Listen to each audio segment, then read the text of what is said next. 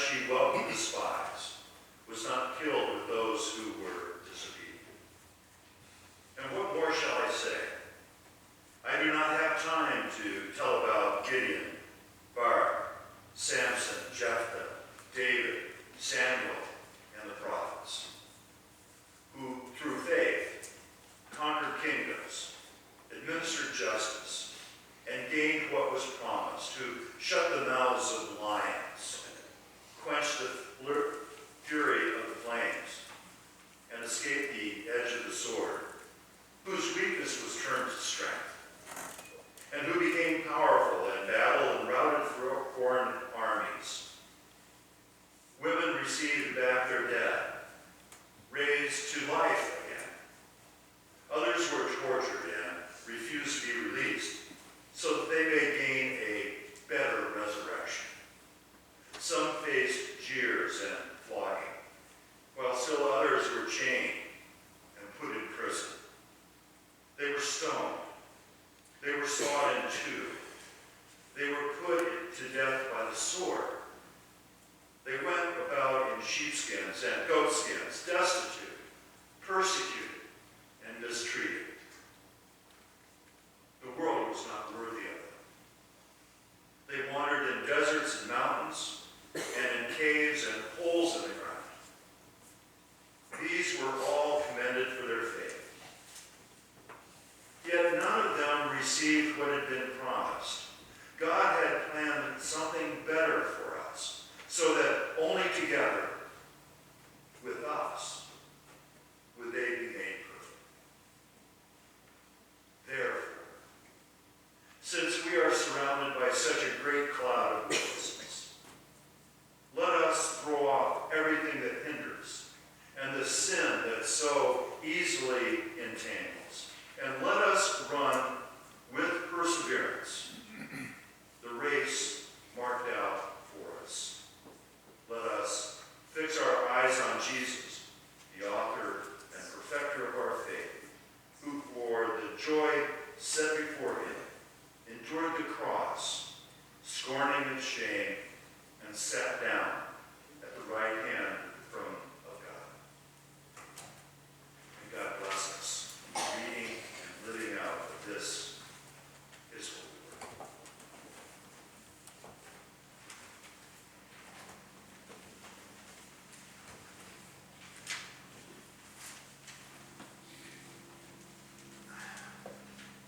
Picture, if you will, Mount Everest, Earth's highest mountain. It rises 29,029 feet above sea level. First conquered by Edmund Hillary and Tenzing Norgay in 1953, it now attracts many climbers every year. Matter of fact, it's become a problem. Traffic jams on Mount Everest. But some of those folks die in their attempts to reach the summit. But what about the Mount Everest of ultramarathons? That's a little harder to picture. Called the Transcendent 3,100-mile race, it is the longest certified foot race in the world. The race was run earlier this summer from June 16th through August 6th. Yes, June 16th to August 6th. Held in Queens, New York, the event challenges athletes to run 3,100 miles in 52 days. The runners begin every day at 6 a.m. and they run for extended periods of time, taking breaks when needed. That would be about every other minute for me.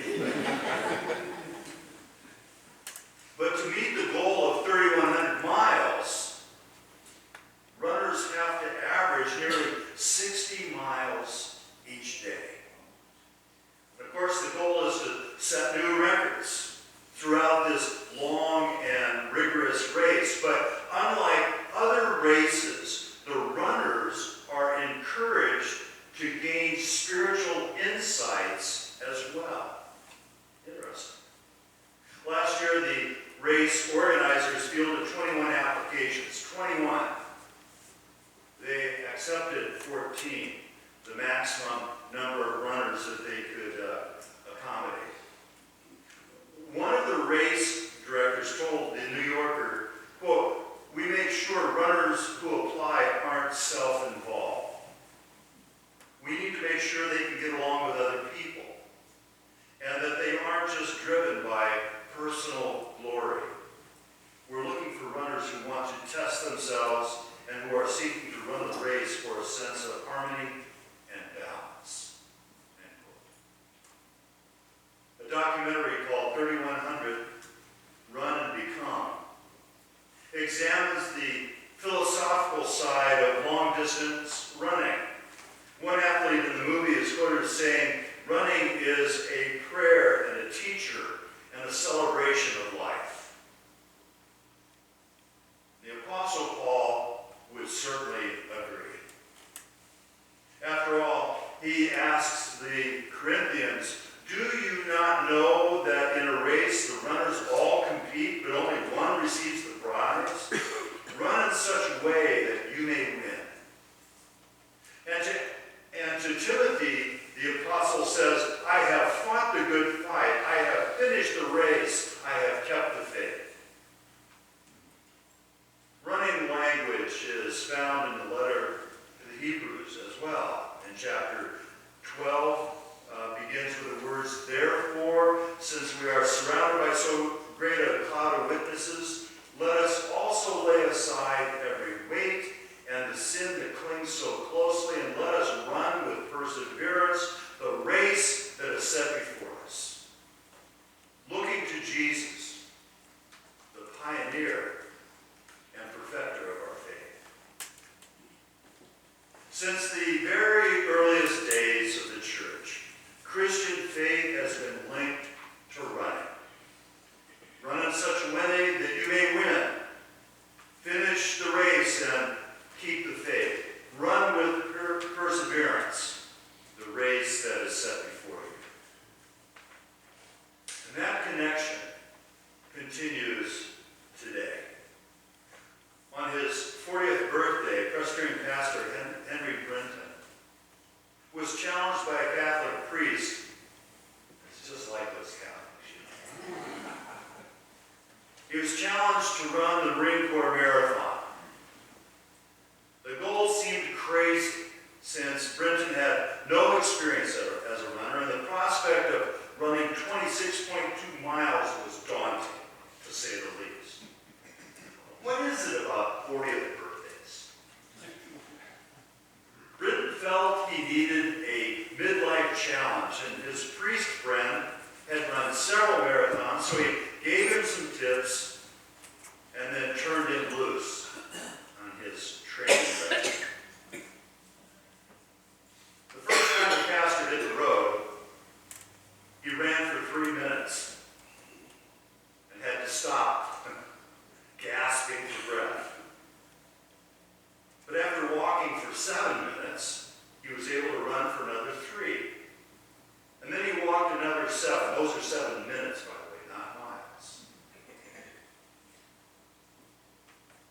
Over several weeks, his running increased and his walking decreased until he could run for an hour.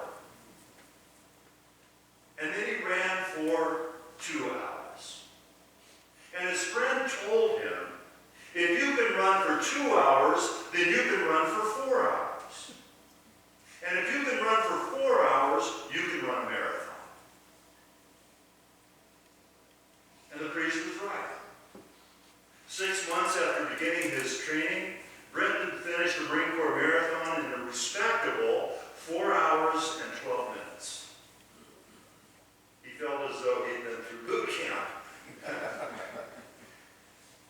But his wobbly elation at the finish line made the pain worthwhile.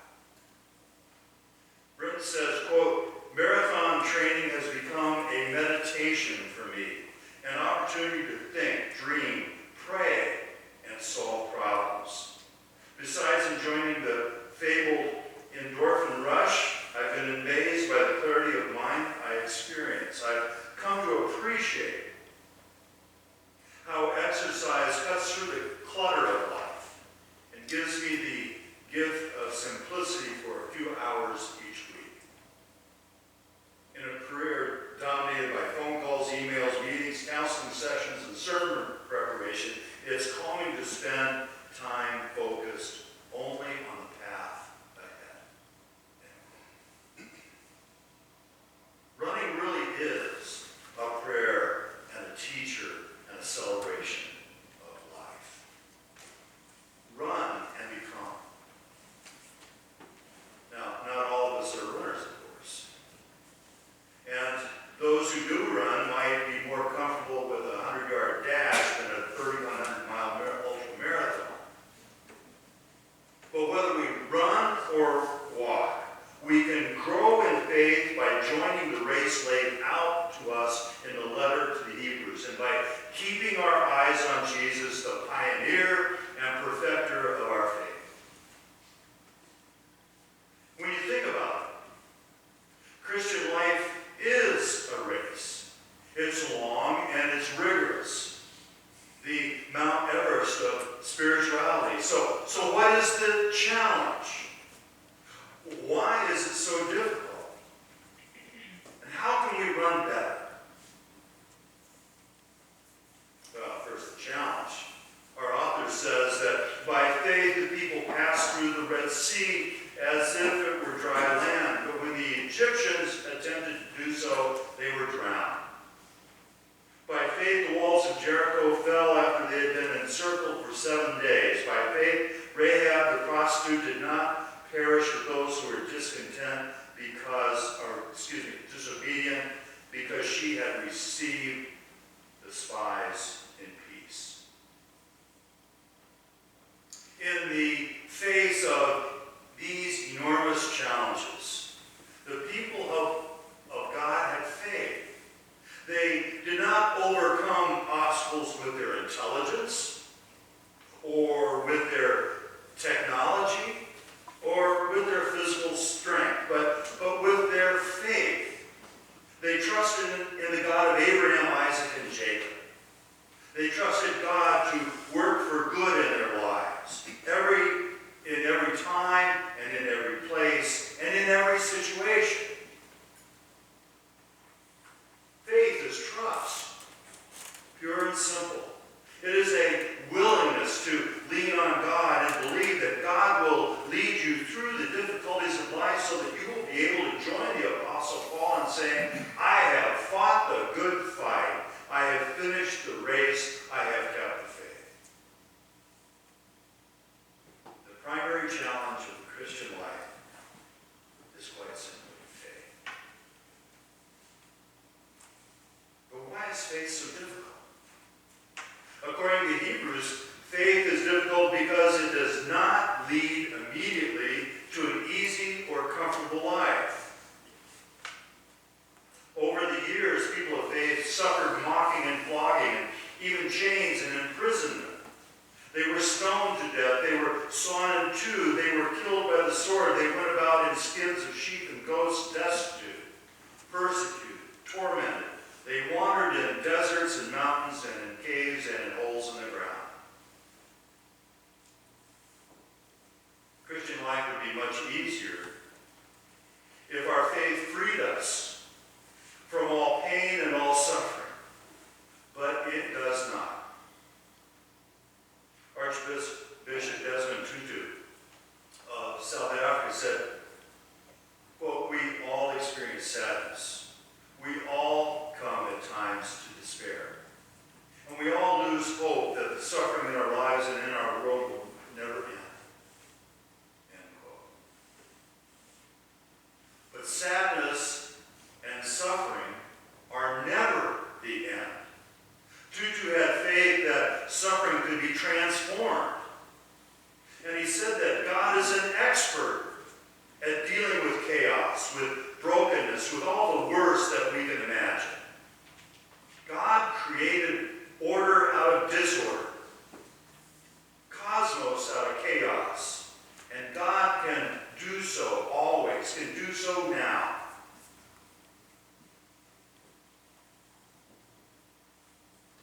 is difficult because it involves pain, even more suffering than the anguish of an ultramarathon. But God brings order out of disorder in our personal lives and in our communal lives as well. God leads us towards the finish line, which is the city of the living God, the heavenly Jerusalem, a kingdom that cannot be shaken. So how can we run better? Again, we turn to the writer of Hebrews for insight. Therefore, since we are surrounded by so great a cloud of witnesses, let us also lay aside every weight and the sin that clings so closely, and let us run with perseverance the race that is set before us, looking to Jesus, the pioneer and perfecter of our faith, who for the sake of the joy that was set before him endured the cross, disregarding its shame, and has taken his seat at the right hand of the throne of God.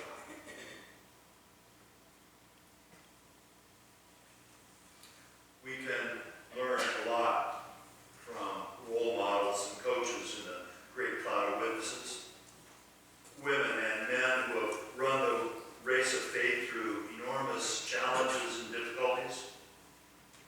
We can go a lot further when we run with perseverance the race that's set before us, not giving up when we feel pain or suffering or sadness. And we run the very best when we look to Jesus, the pioneer and perfecter of our faith. Jesus endured the agony and the shame of the cross, the Mount Everest of pain. And he did it to bring us forgiveness of sin, as well as to help us not grow weary or lose heart. Run and be calm. When we run the race of faith, we become the people that God wants us to be. Remember that God is always working for good in our lives, in every time and in every place and in every situation. God is an expert at dealing with chaos and brokenness. And Jesus is running ahead of us, showing us how to deal with pain and to cross the finish line into the city of the living God. This time last year, our oldest daughter Liz completed a solo transnational bike ride. I continue to be amazed at that. At the party following the finish line, she was asked, "Well, Liz, what's next?" And I don't know that she fully caught her breath at that point. She said she was going to take some time off and then look around. Well, she's into something new to her. Spartan races. I don't know if you've heard of them. Spartan races are held across the U.S. They're 3 to 12 mile races with obstacles all along the course. Wall climbs, mud pits, uphill sandbag carries, tire flips, and so on. Anywhere from a dozen to 30 of these obstacles. The last Spartan race was in at the Washougal motocross course. It rained that day.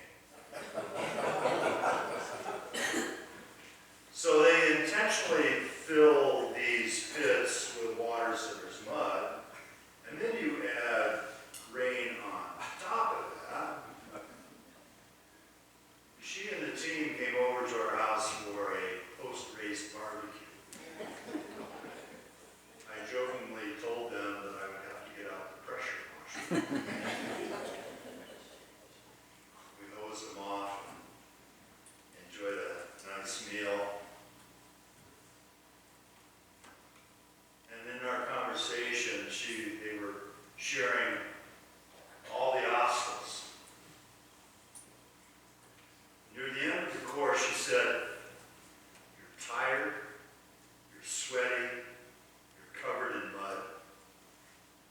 fatigue sets in, and enthusiasm